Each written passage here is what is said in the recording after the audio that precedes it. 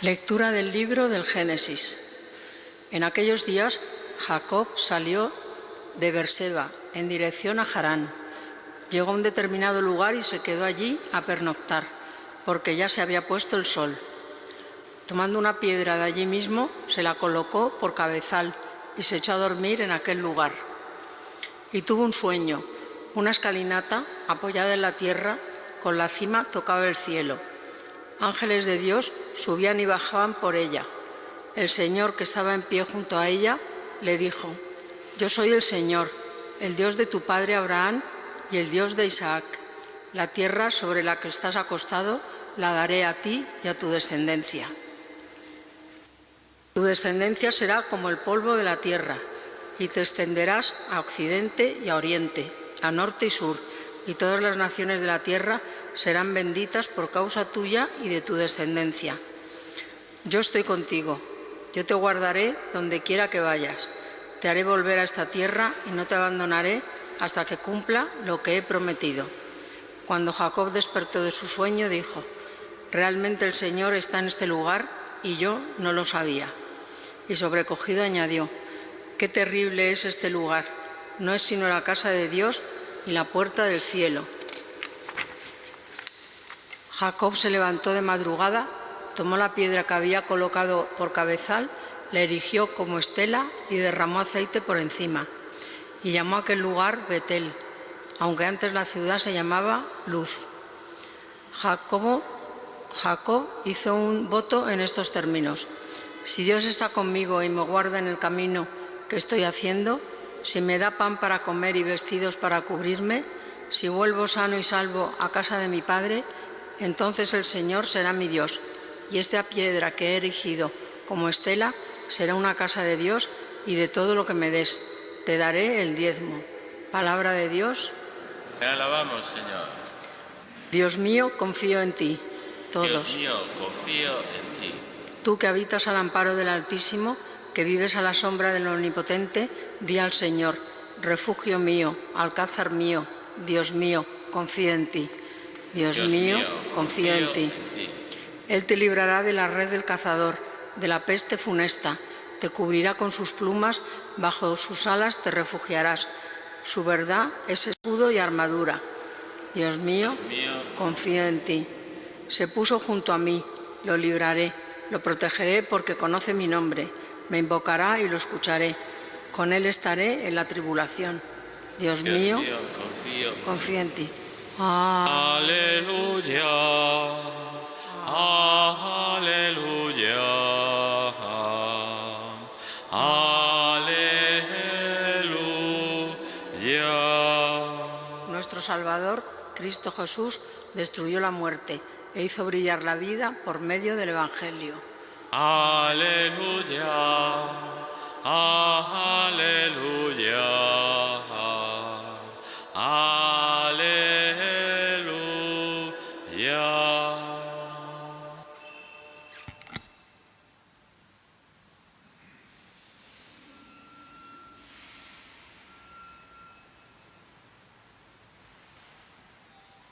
El Señor esté con vosotros. Lectura del Santo Evangelio según San Mateo. En aquel tiempo, mientras Jesús hablaba, se acercó un jefe de los judíos que se arrodilló ante él y le dijo: Mi hija acaba de morir, pero ven tú, impón tu mano sobre ella y vivirá. Jesús se levantó y lo siguió con sus discípulos. Entretanto, una mujer que sufría flujos de sangre desde hacía 12 años se le acercó por detrás y le tocó la orla del manto, pensando que con solo tocarle el manto se curaría. Jesús se volvió y al verla le dijo: Ánimo, hija, tu fe te ha salvado. Y en aquel momento quedó curada la mujer. Y Jesús llegó a casa de aquel jefe y al ver a los flautistas y el alboroto de la gente dijo: Retiraos, la niña no está muerta, está dormida. Pero se reían de él. Cuando echaron a la gente, entró él, cogió a la niña de la mano y ella se levantó. Y la noticia se divulgó por toda aquella comarca.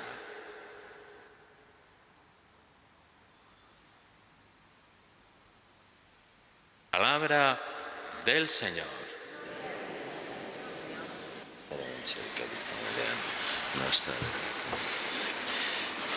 Desde esa visión que nos cuenta el Génesis de Jacob en su sueño, la escala de Jacob es muy conocido.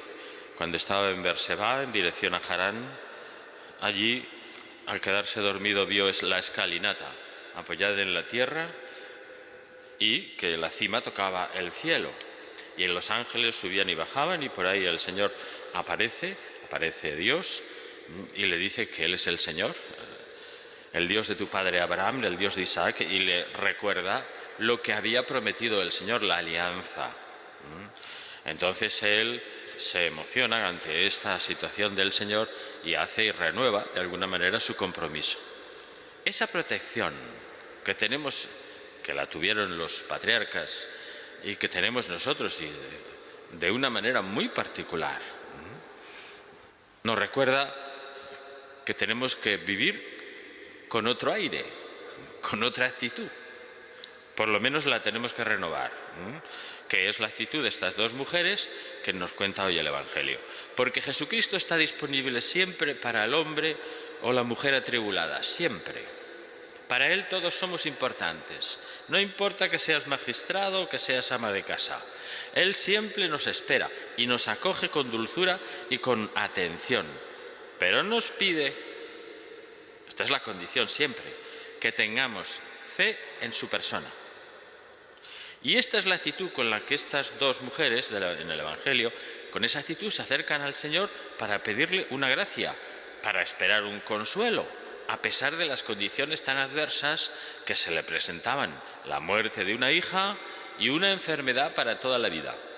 Dos realidades sin solución, imposibles, dos imposibles.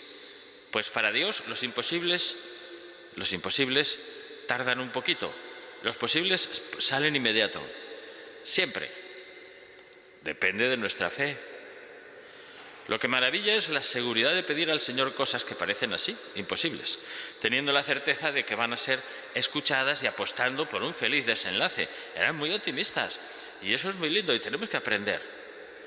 Ni siquiera la muerte puede rasgar la esperanza que nace de la fe, porque Dios ha vencido a la muerte y es garante de nuestra esperanza.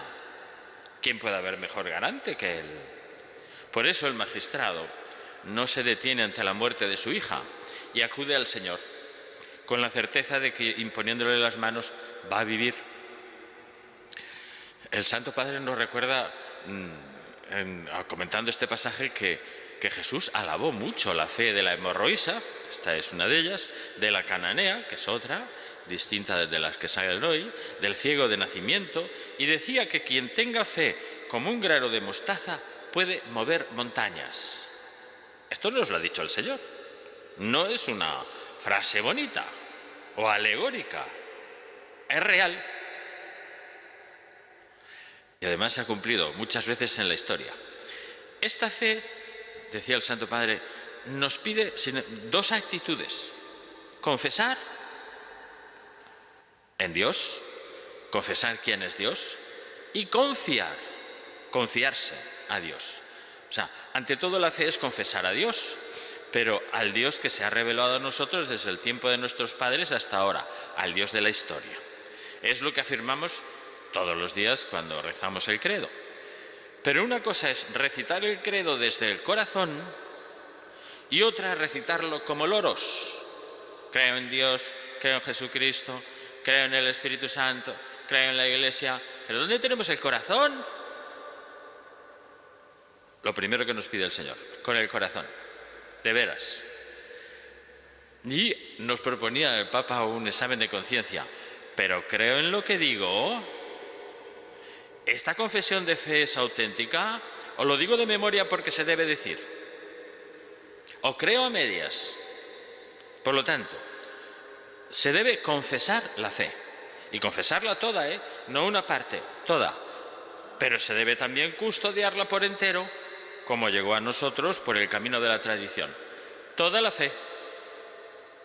Y el signo, decía el Santo Padre, de que estás confesando la fe bien y que es toda la fe, el signo para reconocer si lo haces bien, es la adoración. Decía él, en efecto, porque quien confiesa bien la fe, toda la fe, tiene la capacidad de adorar a Dios.